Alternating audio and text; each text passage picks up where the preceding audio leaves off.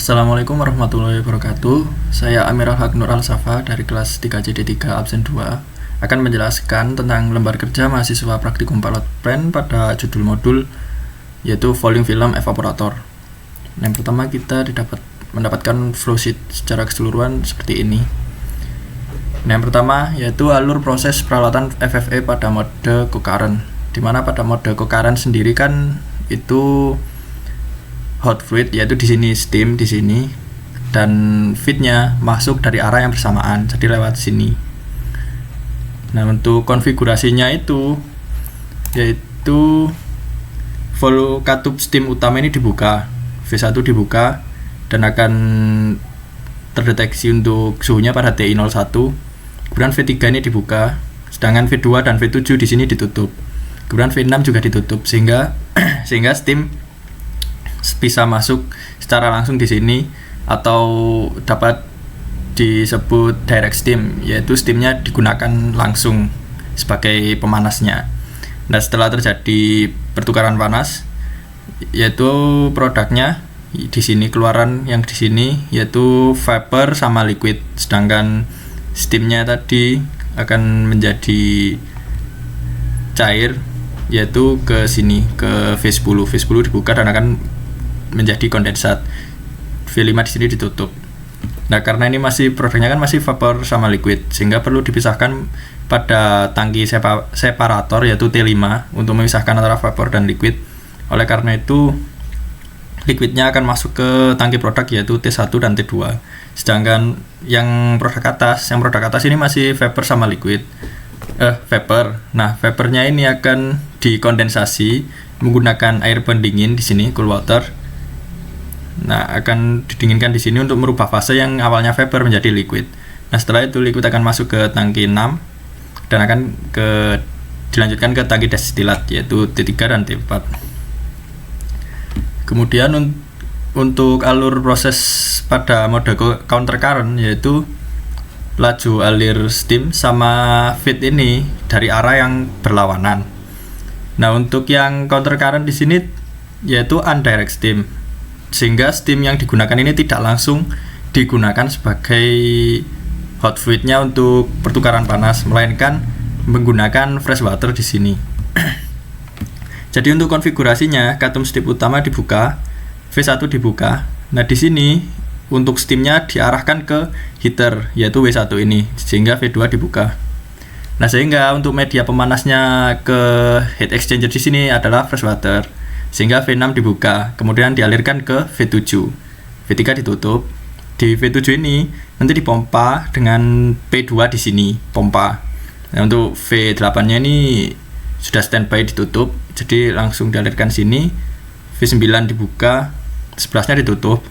Nah, kemudian dari V9 nanti fresh water ini akan dipanaskan terlebih dahulu menggunakan heater, yaitu dari steam ini di heater. Setelah air ini panas, barulah air tersebut digunakan sebagai media panasnya atau hot fluidnya di heat exchanger sini. Nah, kemudian dari yang air panas ini akan keluar kembali ke sini lagi, ntar digunakan terus menerus seperti itu. Nah, kemudian dari feednya keluarannya sama seperti co-current yang di sini tuh vapor sama liquid. Nah, nanti dipisahkan kembali di separator yaitu tangki 5. Untuk liquidnya langsung ke tangki 1-2 yaitu tangki produk. Kemudian untuk vapornya dikondensasi kembali menggunakan cooling water di kondensor sehingga merubah fase menjadi liquid dan dijadikan destilat atau menjadi destilat yaitu pada tangki T3 dan T4. Kurang lebih untuk perbedaan mode co-current dan counter current seperti itu. Nah, kemudian untuk titik sampling yang harus dianalisa pada saat pengambilan data itu ada 4. Yang pertama itu ada T7 yaitu pada feednya.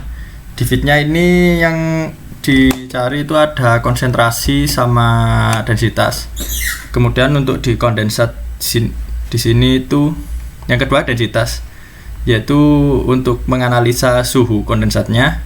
Kemudian yang ketiga pada tangki produk, yaitu untuk pengambilan sampel produknya. Nanti di sampel produk ini dicari untuk densitas, densitas, konsentrasi sama laju alirnya. Kemudian untuk destilat Yaitu yang keempat yaitu destilat, hanya yang dianalisa hanya volumenya. Kemudian kita lanjut ke data. Setelah dilakukan running, kita mendapatkan data yaitu ada molaritas eta, kemudian laju alir air pendingin, massa piknometer kosong, massa piknometer plus aquades, massa piknometer plus feed. Kemudian ada hasil titrasi yaitu V sampel, yaitu sampel di sini adalah MgCl2. Kemudian ada Veta rata-rata, yaitu kita perlu mengisikan di sini Veta rata-rata yaitu menggunakan average dari data 1 sampai 3. Kemudian didapatkan kondisi operasi yaitu laju alir, menit, kemudian pada HE2, HE3. Kemudian ada produk dari destilat, kondensat sama produk. Kemudian kita menghitung neraca massa. Untuk yang pertama yaitu penentuan densitas feed. Massa piknometer kosong, piknometer plus aquades plus feed di sini langsung dilingkan saja dari data. Yaitu ini, langsung dilingkan. Kemudian untuk rho air di sini ini hasil dari interpolasi pada suhu 27. Densitas air pada suhu 27 didapatkan 0,99652. Kemudian perhitungan volume pikno yaitu dengan rumus massa piknometer plus aquades dikurangi piknometer kosongnya dulu, kemudian dibagi rho air, didapatkan volume piknonya. Kemudian densitas feed yaitu dengan rumus massa piknometer plus feed dikurangi massa piknometer kosongnya dibagi volume pikno, didapatkan 0,996 gram per mililiter. Kemudian yang kedua itu ada penentuan XF dari data eksperimen. Yaitu yang pertama molaritas eta. Molaritas eta di sini sudah diketahui di sini ya tadi. Nah, ini 0,1. Kemudian untuk hasil titrasi ini langsung dilingkan dari data tadi. Nah, untuk Veta rata-ratanya yaitu average menggunakan rumus Excel average. Kemudian langsung menghitung penentuan konsentrasi MgCl2 pada feed, yaitu dengan rumus konsentrasi eta dikalikan volume eta per volume MgCl2, yaitu untuk konsentrasinya tadi kan 0,1 dikalikan 0,1 ini 0,1 dikalikan volume rata-rata eta tadi. Kemudian karena di sini volume sampelnya kan volume MgCl2 nya kan sama, jadi kita ambil di yang nomor 1 yaitu 10, didapatkan konsentrasinya 0,114. Kemudian dilanjutkan penentuan mol MgCl2 pada sampel feed hasil titrasi, yaitu konsentrasi ini tadi dikalikan volume MgCl2 yaitu 10 karena tadi masih mililiter, maka perlu dikalikan 1000 karena yang diinginkan kan mol. Kemudian dilanjutkan penentuan massa MgCl2 pada sampel feed dari hasil titrasi, ini didapatkan diketahui yaitu BM MgCl2 yaitu 95 gram per gram mol, yaitu untuk mencari masanya mol tadi dikalikan BM nya, yaitu didapatkan 0,1083. Kemudian selanjutnya penentuan fraksi MgCl2 pada feed atau XF nya dari hasil titrasi, yaitu massa MgCl2 dibagi massa MgCl2 plus air. Di mana tuh massa MgCl2 plus airnya di sini, yaitu massa volume sampel atau volume MgCl2 tadi dikalikan dengan densitas dari MgCl2, itu didapatkan 0,0108 setelah dibagi, yaitu massa MgCl2 plus massa MgCl2 plus air. Kemudian dilanjutkan penentuan XL dari data eksperimen. Ini data eksperimennya tinggal langsung dilingkan dari yang ini, lingkan langsung dari yang ini. Kemudian dilakukan perhitungan konsentrasi MgCl2 pada produk dari hasil titrasi, yaitu konsentrasi eta tadi dikalikan volume eta per volume MgCl2. Nah, untuk volume MgCl2 ini karena ini kan di produk, jadi pakai yang ini volume sampel ini, bukan pakai yang 10 tadi di feed. Selanjutnya penentuan mol MgCl2 pada sampel produk dari hasil titrasi. yaitu konsentrasi MgCl2 ini tadi dikalikan volumenya tadi. Karena masih mililiter dikalikan 1000 karena diminta mol. Kemudian penentuan massa MgCl2 pada sampel produk, yaitu BM-nya sama kan 95, yaitu rumusnya mol MgCl2 dikalikan BM. Molnya tadi didapatkan sekian, yaitu tinggal dikalikan saja sama 95, didapatkan 0,11675. Kemudian untuk penentuan fraksi MgCl2 atau XL, yaitu produk ini, yaitu massa ini tadi per massa MgCl2 plus air, yaitu didapatkan 0,011828. Setelah itu kita mencari neraca massa komponennya, mencari XL dari perhitungan teoritis dengan menggunakan neraca massa komponen. Nah, kan ini nggak ada hasil Webernya, jadi Webernya ini 0. Kemudian yang kita pertama mencari F, yaitu F di sini laju alir umpan, yaitu dikalikan waktu kan 10, jadi 10/60 dikalikan 1000 dikalikan densitas width, yaitu didapatkan 9961,136. Kemudian untuk L-nya sendiri itu F produk di sini dikalikan 10 kali 60 kemudian dikalikan densitas sampel, yaitu karena L produk jadi menggunakan yang data produk, didapatkan 9327,574. Nah, kemudian kita mencari nilai XL, di mana nilai XL-nya ini dicari menggunakan neraca massa komponen ini tadi, yaitu jadi kan kalau mencari XL-nya dipakai sistem matematikanya, yaitu F kali XF per L-nya di sini, sehingga didapatkan 0,011611.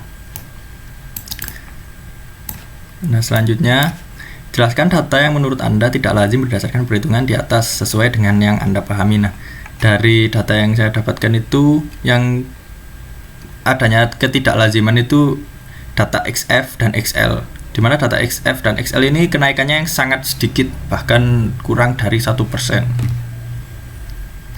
Nah, selanjutnya kita lanjut ke neraca panas. Untuk datanya ini kita langsung linkkan dari sheet data di sini, yaitu ini. Langsung linkkan. Kemudian yang pertama penentuan kebutuhan steam secara teoritis, yaitu entalpi HF dengan rumus Cp dikali delta T. Nah, HF-nya Cp-nya kan 4,18182. Nah, untuk delta T-nya yaitu pada T07 karena selisih, jadi kan ini 0 pada HF di sini. Kan cuma satu aliran feed, jadi min 0. Kemudian dihitung didapatkan 233,3556.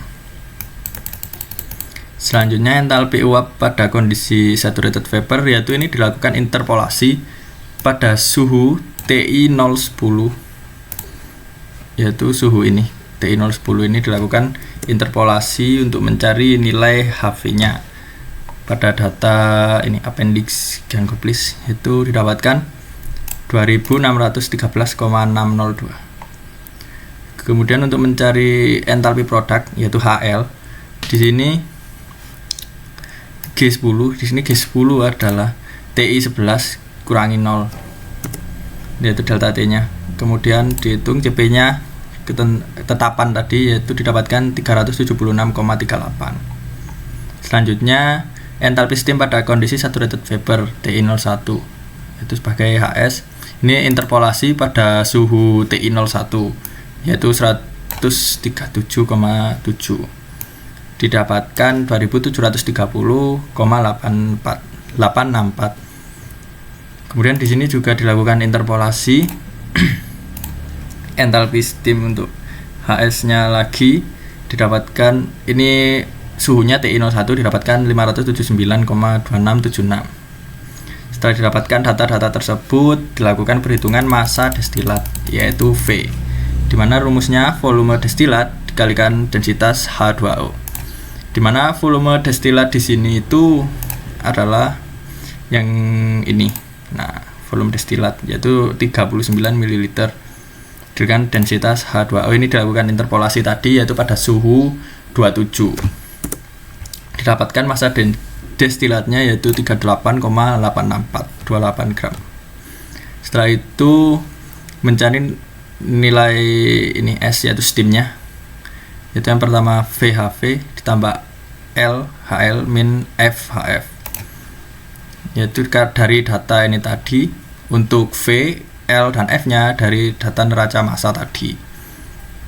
Kemudian HS min HS nya yaitu ini dikurangi, kemudian dibagi, yaitu didapatkan hasil 598,53281 gram. Selanjutnya penentuan kebutuhan steam secara eksperimen ini dilakukan interpolasi pada suhu eksperimen tadi yaitu 58. Kemudian dilakukan perhitungan S eksperimen yaitu dengan rumus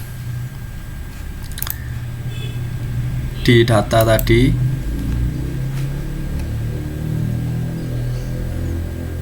yaitu ini menit dikalikan sama flow rate-nya dikalikan 60 dikalikan ini tadi densitas H2O yang hasil dari interpolasi. Kemudian dilakukan perhitungan koefisien perpindahan panas overall yaitu U pada W2. Nah, ini untuk W2 nya yaitu konfigurasinya co-current, dimana feed sama hot fluid-nya kan masuk dari arah bersamaan.